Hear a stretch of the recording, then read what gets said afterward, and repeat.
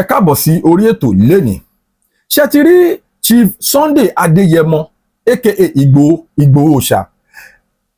is the perfect example of when Yoruba will say olóòótọ́ lù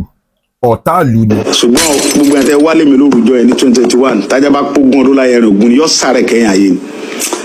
Bó tilẹ̀ kẹ́pẹ́ láyé tó àìsàn lẹ́fì lùgbésí ayé ìdààmú ikú gbóná ní ọ̀pá gbogbo ẹ̀ tẹ́ wálé mi lórúkọ ẹ̀ àtẹ́tẹ́ lọ́sùn lémi náà ẹ̀yọ́ lórí búyì olùsí ẹ̀yìn rẹ̀ kìrẹ̀ yìí kò ní dáa fún yín ẹ lọ sẹ́rù Fúlàní gbogbo ẹ̀ tẹ́ wálé mi lórúkọ ẹ̀ àti gbogbo ẹ̀ olóṣèlú tẹ́ mọ̀ sí pé láti èní ìlọ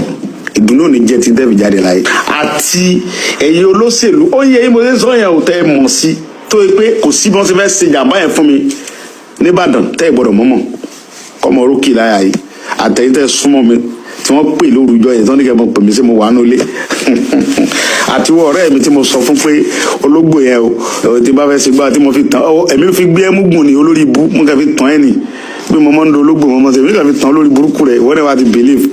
oníkan polówó ikú òjijì tẹ́ fi pa ológbò yẹn jọ ẹ̀ tọmọtọmọ yín ikú òjijì ní ọ̀pá yín mo parọ́ fún ẹ ní èmi ò ń do ológbò mo kẹ́ parọ́ fún olórí burúkú rẹ̀ ni ó lò sí ẹ fẹ́ mọ̀dí abájọ èyí ó lò sí kò ní dáa fún yín. Now ọ̀pọ̀lọpọ̀ gbà ni Igboho máa sọ̀rọ̀ tí Sunday Igboho bá sọ̀rọ̀ a lot of people have actually misquoted his message torí èmi mọ̀ kíní kan wípé Igboho Òòṣà is always talking about the unity amongst the Yoruba people.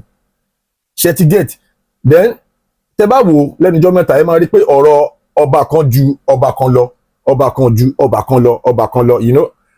supremacy between our obas òun ni àwọn èèyàn tiẹ̀ ń sọ.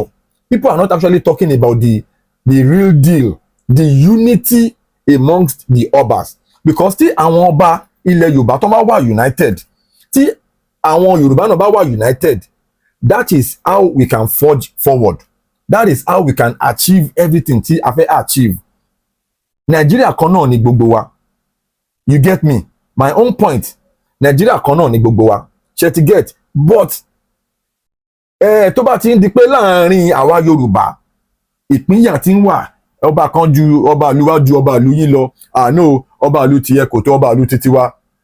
ó ti ń di ìpínyà. Ṣé ti get message mi now? Gẹ́gẹ́ bí mo ṣe sọ lẹ́ẹ̀kan pé a lot of things tí Igboho ti sọ àwọn èèyàn ti ní misconception, àwọn kan máa ń ní misconceptions dáadáa lórí nǹkan tó sọ. You still asking for Yoruba nation when na Akanji be the name of your president Tinubu?